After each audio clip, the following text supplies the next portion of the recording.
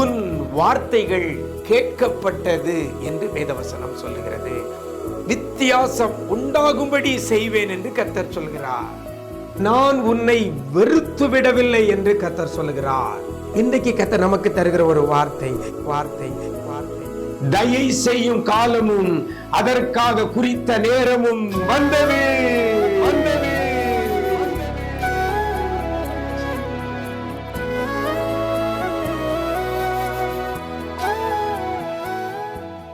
கிறிஸ்துவில் பிரியமானவர்களே, ஆண்டவரும் இரட்சகருமாக இயேசு கிறிஸ்துவின் ஈடு இணையற்ற நாமத்தில் உங்களுக்கு அன்பின் வாழ்த்துக்களை தெரிவிக்கிறேன்.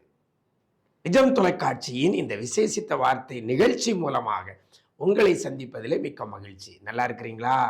எல்லாரும் ஆண்டவர் கிருபையில நல்லா இருப்பீங்கன்னு கர்த்தருக்குள் நம்புகிறேன். ஒவ்வொரு நாளும் இந்த விசேஷித்த வார்த்தை நிகழ்ச்சி மூலமாக வேதத்திலிருந்து ஒரு வசனத்தை உங்களோடு கூட பகிர்ந்து கொள்வதில் மிக்க மகிழ்ச்சி அடைகிறேன். இன்றைக்கும் 102ஆம் சங்கீதம் 13ஆம் வசனத்துல கடைசியில இவ்வாறாக சொல்லப்படுகிறது, அதற்கு தயை செய்யும் காலமும் அதற்காக குறித்த நேரமும் வந்தது என்று வேதவசனம் சொல்லுகிறது.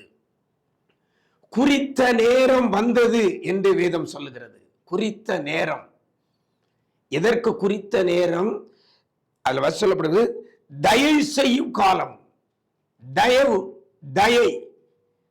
எனக்கு அருமையான தேவஜனமே, நெடுநாளாய் ஒரு காரியத்திற்காக நீங்க காத்திருப்பீர்களே, ஆனால் பல ஆண்டுகளாக ஒரு காரியத்துக்காக ஜெபித்து ஜெபித்து ஜெபித்து இன்னும் அதை நீங்கள் பெற்றுக்கொள்ளாமல் இருக்கலாம், துக்கத்தோடு இருக்கலாம். இந்த சங்கீதத்துல முதல்ல போட்டிருக்கிறது, துயரப்படுகிறவன் துக்கத்தில் மூழ்கி கர்த்தரிடத்தில் தன் வியாகுலத்தை தெரிவித்து செய்யும் விண்ணப்பம் என்றுதான் டைட்டில் போட்டிருக்குது.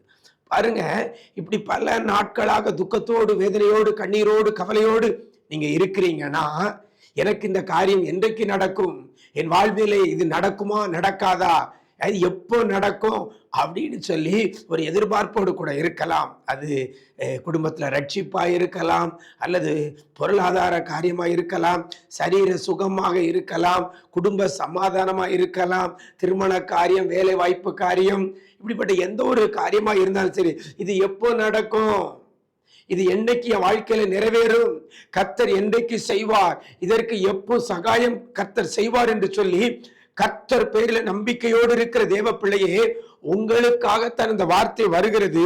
அது என்ன என்று சொல்லி பார்த்தீங்கன்னா, தயை செய்யும் காலமும் அதற்காக குறித்த நேரமும் வந்தது.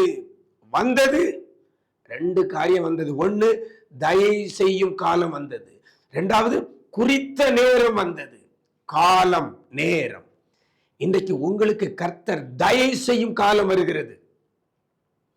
தயை அப்படின்னா, யாருடைய கண்களிலாவது நமக்கு இரக்கம் கிடைக்கிறது, அல்லது ஒரு உதவி செய்வதற்கு அந்த உதவியை செய்ய திராணியுள்ள, தகுதியுள்ள, அதிகாரமுள்ள ஒரு நபரிடத்துல நமக்கு ஒரு வாய்ப்பு கிடைக்குமே, அதான் என்னது? தயை, இரக்கம். ஒரு அதிகாரி இடத்துல ஒரு கையெழுத்து வாங்குறதுக்காக போறோம், பல முறை போய் போய் போய் போய் அவர்கிட்ட கையெழுத்து வாங்க முடியல, திருப்பி திருப்பி வருது. ஆனா ஒரு நாள் அவரே கூப்பிட்டு, வாங்க நான் கையெழுத்து போடுறேன்னு சொல்றாருன்னா, இன்னைக்குதான் அது தயை கிடைத்திருக்கிறது. அந்த மனுஷனிடத்துல தயை கிடைத்திருக்கிறது. எனக்கு அருமையான தேவஜனமே, இன்றைக்கு நீங்கள் எதிர்பார்த்திருக்கிற காரியத்தை கர்த்தர் உங்களுக்கு செய்ய போகிற அந்த தயை காலம், அது உங்களுடைய வாழ்க்கையில நிறைவேறுவதற்காக கர்த்தர் குறித்த காலம் வந்தது என்று வேதவசனம் சொல்கிறது. நெடுநாளாய் காத்திருந்து சோர்ந்து போயிருக்க தேவ பிள்ளையே, இந்த நாளில கூட கர்த்தர் உங்களுக்கு தயை செய்கிற காலத்தையும் அதை உங்களுக்கு நிறைவேற்ற குறித்த காலம் வந்தது. எத்தனை பேர் இந்த வார்த்தையை உங்களுக்கு எடுக்க போறீங்க? எனக்கு என் ஆண்டவர் தயை செய்யும் காலத்தை இன்னைக்கு கொண்டு வந்திருக்கிறார். என் வாழ்க்கையில கர்த்தர் செய்கிற நன்மையான காரியங்கள் நிறைவேற குறித்த நேரம் வந்தது என்று சொல்லி விசுவாசத்தோடு கூட இருப்போம். வந்தது, தயவு செய்யும் காலம் வந்தது, குறித்த நேரம் வந்தது. ரெண்டும் ஒரே நேரத்தில் நமக்கு வரும் பொழுது கர்த்தர் நம்முடைய வாழ்க்கையில பெரிய காரியங்களை செய்வார், பெரிய காரியங்களை செய்வார். அவர் ஒரு நேரத்தை நமக்கு குறிச்சிருக்கிறாரு. அந்த நேரம் தான் கர்த்தர் நமக்கு எல்லா காரியத்தையும் செய்து முடிப்பார். அதுதான் ஏற்ற காலம். எனக்கு அருமையான தேவஜனமே, அந்த குறித்த நேரம் இன்றைக்கு வந்தது என்று இந்த வேதவசனம் உங்களுக்கு நேராக வருகிறது. நெடுநாளாய் காத்திருந்து சோர்ந்து போன தேவ பிள்ளையை, நெடுநாளாய் காத்திருப்பது இருதயத்தை இழைக்க பண்ணும். விரும்பினது வரும்பொழுது ஜீவ விருட்சம் போல இருக்கும் என்று வேதத்தில் சொல்லப்படுது. அதனால என்ன காரியத்துக்காக நீங்க காத்திருந்தீங்களோ, என்ன காரியத்தின் இரக்கத்திற்காக நீங்கள் வெயிட் பண்ணிட்டு இருந்தீங்களோ, அந்த நாள், அந்த நேரம், அந்த காலம் இன்றைக்கு வந்தது. விசுவாசத்தோடு, ஆண்டவரே எனக்கு தயை செய்யும்படியாக நீர் குறித்த காலமும், எனக்கு நன்மை செய்யும்படியாக நீர் குறித்த நேரமும் வந்தது என்ற நம்பிக்கையோடு கூட கடந்து செல்லுங்கள். கர்த்தர் பெரிய காரியங்களை செய்வார். நாம் ஜெபிக்கலாமா? எங்களை நேசிக்கிற நல்ல தகப்பனே, ஆசீர்வதிக்கப்பட்ட நல்ல நாளிலையும் கூட தயை செய்யும் காலம், அதற்காக குறித்த நேரம் வந்தது என்ற வார்த்தையின்படி அப்பா, பிள்ளைகளுக்கு நீங்க இன்னைக்கு தயவு செய்ய போறதற்காக நன்றி செலுத்துகிறோம். என்னென்ன காரியத்துல தயவு இல்லாதபடி இருக்கிறாங்களோ, என்னென்ன காரியத்துல இரக்கம் இல்லாதபடி இருக்கிறாங்களோ, எந்தெந்த காரியத்துல கவனிப்பாரற்று இருக்கிறாங்களோ, அத்தனை காரியத்தையும் நிறைவேற்றுகிற தயை செய்யும் காலம் ஆண்டவரே, நீர் பிள்ளைகளுக்கு அந்த காரியத்தை கொடுக்கிற ஒரு நேரமும் காலமும் இன்னைக்கு வந்ததற்காக நன்றி செலுத்துகிறோம். எதிர்பார்த்திருக்கிற நன்மைகளை பிள்ளைகளுக்கு கொடுத்து பிள்ளைகளை ஆசீர்வதிப்பீராக.